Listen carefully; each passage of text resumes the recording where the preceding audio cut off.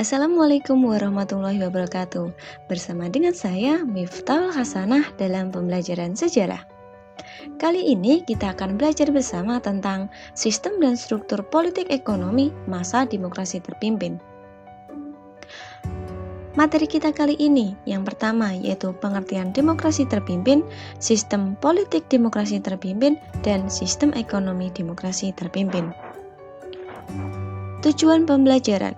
Setelah melaksanakan pembelajaran, diharapkan mampu memahami pengertian demokrasi terpimpin, memahami sistem dan struktur politik masa demokrasi terpimpin, dan memahami sistem dan struktur ekonomi masa demokrasi terpimpin. Kita masuk ke tujuan pembelajaran yang pertama, yaitu tentang pengertian demokrasi terpimpin. Apa itu demokrasi terpimpin? Demokrasi terpimpin terdiri dari dua kata, yaitu demokrasi dan terpimpin. Demokrasi sendiri berasal dari bahasa Yunani, yaitu berasal dari kata demos dan kratos. Demos artinya adalah rakyat, sedangkan kratos artinya adalah pemerintahan. Sedangkan terpimpin maksudnya adalah terpusat pada pemimpin negara, yaitu Insinyur Soekarno. Jadi kita dapat menyimpulkan bahwasanya demokrasi terpimpin adalah sebuah sistem demokrasi yang seluruh keputusan serta pemikiran berpusat pada pemimpin negara. Kala itu adalah Presiden Soekarno. Nah, berikut ini adalah pengertian demokrasi terpimpin berdasarkan ketetapan MPRS nomor 8 MPRS 1965. Demokrasi terpimpin adalah kerakyatan yang dipimpin oleh hikmat kebijaksanaan dalam permusyawaratan perwakilan yang berintikan musyawarah untuk mufakat secara gotong royong di antara semua kekuatan nasional yang progresif revolusioner dengan berporoskan nasakom, nasionalis, agama, dan komunis. Demokrasi terpimpin berlangsung dari periode tahun 1959 hingga 1965. Ya, tonggak awal dari demokrasi terpimpin dimulai di tahun 1959, yaitu tepat dengan adanya Dekret Presiden 5 Juli 1959. Dekret Presiden 5 Juli 1959 menjadi tonggak awal dimulainya demokrasi terpimpin. Berikut ini adalah isi dari Dekret Presiden 5 Juli 1959. Yang pertama, yaitu pembubaran konstituante. Yang kedua, tidak berlakunya Undang-Undang Dasar Sementara 1950. Dan yang ketiga, berlakunya kembali Undang-Undang Dasar 1945. Dan yang keempat, yaitu pembentukan MPRS dan DPAS. Mari kita bahas satu persatu dari Dekret Presiden 5 Juli 1959. Yang pertama, yaitu pembubaran konstituante. Kira-kira apa yang melatar belakangi Presiden Soekarno membubarkan konstituante? Ya, pembubaran konstituante dilatar belakangi karena konstituante tidak berhasil menyusun Undang-Undang Dasar yang baru sebagai ganti atas Undang-Undang Dasar Sementara 1950. Hal ini karena di dalam konstituante masing-masing fraksi itu mementingkan kepentingan golongannya masing-masing.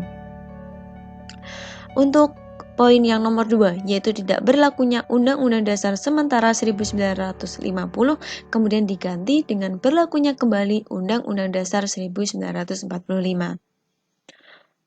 Untuk poin yang keempat, yaitu pembentukan MPRS dan DPAS.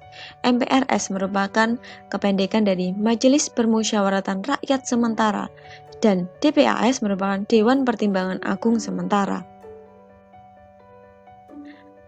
Masuk kita ke pembahasan yang kedua, yaitu politik pasca keluarnya Dekret Presiden 5 Juli 1959.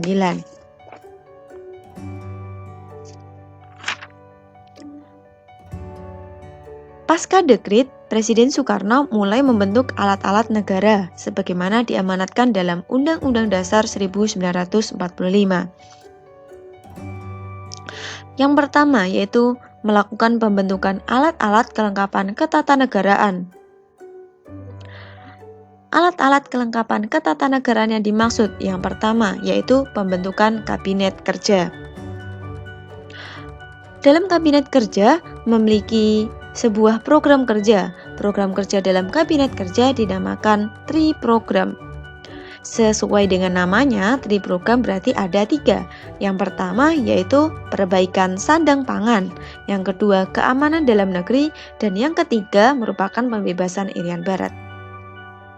Program pembebasan Irian Barat merupakan program yang menjadi program kerja utama sejak masa demokrasi liberal hingga masa demokrasi terpimpin. Untuk pembahasan pembebasan Irian Barat nanti kita akan bahas lagi di belakang. Yang kedua yaitu pembentukan MPRS atau Majelis Permusyawaratan Rakyat Sementara. MPRS ini bertugas terbatas pada menetapkan garis-garis besar haluan negara atau GBHN. Yang ketiga yaitu pembentukan DPAS atau Dewan Pertimbangan Agung Sementara. DPAS dibentuk dengan berdasarkan penetapan Presiden nomor 3 tahun 1959. Tugas DPAS adalah memberi jawaban atas pertanyaan Presiden dan mengajukan usul kepada pemerintah. Selanjutnya yang keempat yaitu DPR hasil pemilu yang pertama di Indonesia yang telah dilaksanakan pada masa demokrasi liberal yaitu pada tahun 1955 tetap bekerja.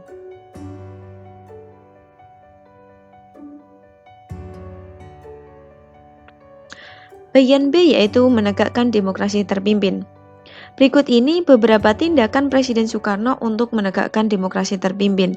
Yang pertama yaitu menetapkan Manipol sebagai GBHN. Sebagaimana dalam peringatan kemerdekaan sampai saat ini, pastinya seorang presiden itu memberikan sambutan. Jadi pada peringatan hari ulang tahun kemerdekaan yang ke-14 Republik Indonesia, Presiden Soekarno itu memberikan sambutan dengan judul Penemuan Kembali Revolusi Kita.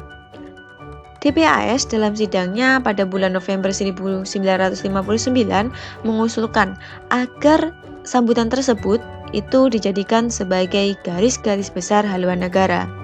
Kemudian Presiden menerimanya dan sambutan tersebut yang awalnya berjudul Penemuan Kembali Revolusi Kita dijadikan sebagai garis-garis besar haluan negara dan diberi nama Manifesto Politik Republik Indonesia.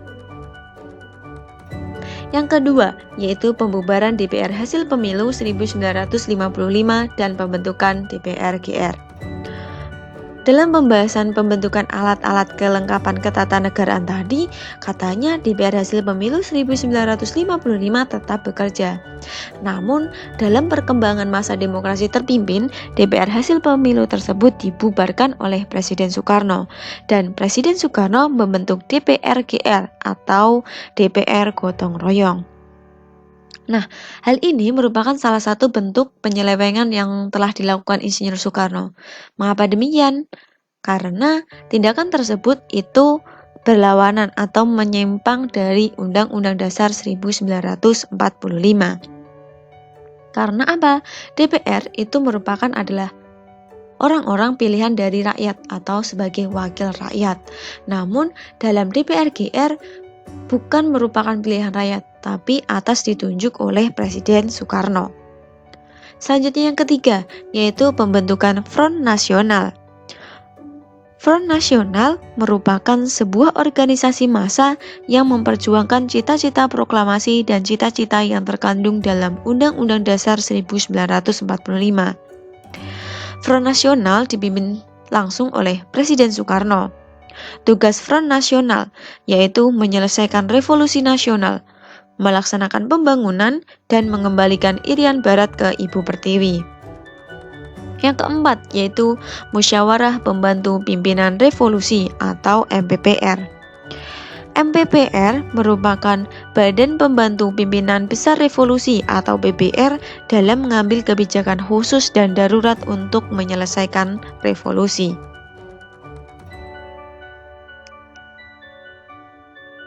Terdapat peta kekuatan politik nasional masa demokrasi terpimpin. Setidaknya ada 3 kekuatan politik utama pada saat itu, yaitu yang pertama yaitu Presiden Soekarno, yang kedua yaitu Partai Komunis Indonesia, dan yang ketiga adalah TNI Angkatan Darat.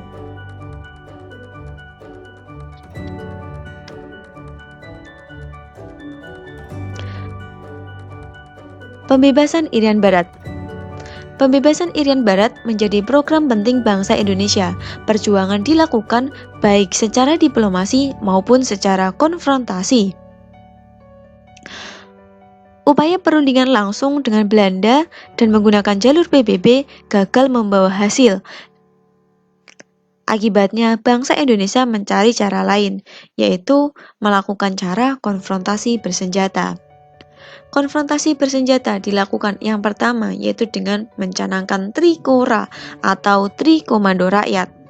Isi dari Trikora yang pertama, gagalkan pembentukan negara boneka Papua buatan kolonial Belanda. 2. Kibarkan sang merah putih di Irian Barat tanah air Indonesia.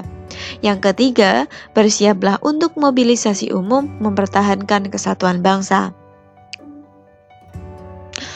Upaya dilakukan dengan juga pembentukan Komando Mandala Pembebasan Irian Barat. Dalam pembentukan Komando Mandala dipimpin oleh seorang panglima yaitu Maijen Soeharto. Tugas Komando Mandala yaitu merencanakan, mempersiapkan, dan menyelenggarakan operasi militer untuk mengembalikan Irian Barat ke dalam kekuasaan negara Republik Indonesia. Operasi militer.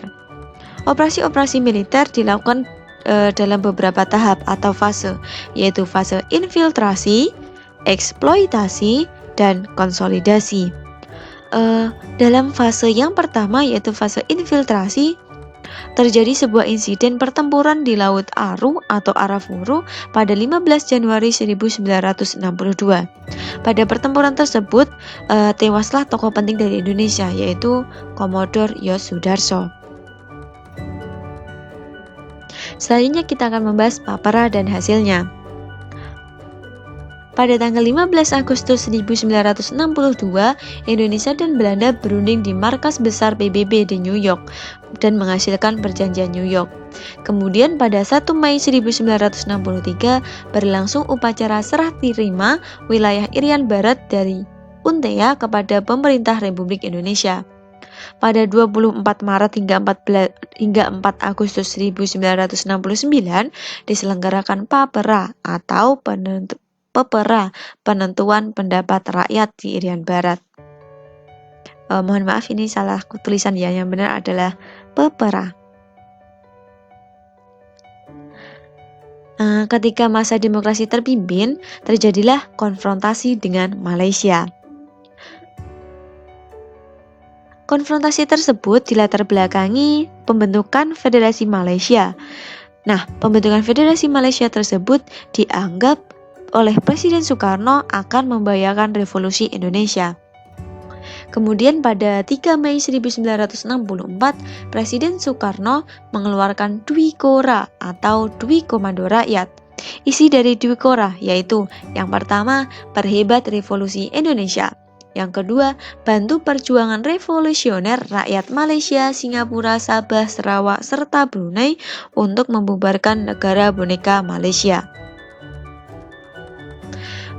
Masuklah kita ke pembahasan yang ketiga, yaitu perkembangan ekonomi masa demokrasi terpimpin.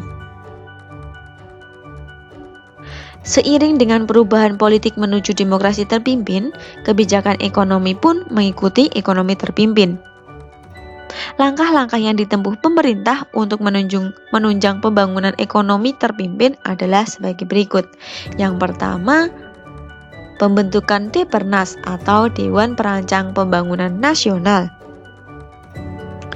Yang kedua yaitu penurunan nilai mata uang atau devaluasi. Tujuan dilakukannya devaluasi adalah membendung inflasi yang tetap tinggi, mengurangi jumlah uang yang beredar di masyarakat, dan meningkatkan nilai rupiah sehingga rakyat kecil tidak dirugikan. Namun upaya ini masih juga belum berhasil. Langkah yang ketiga yaitu terjadinya kenaikan laju inflasi.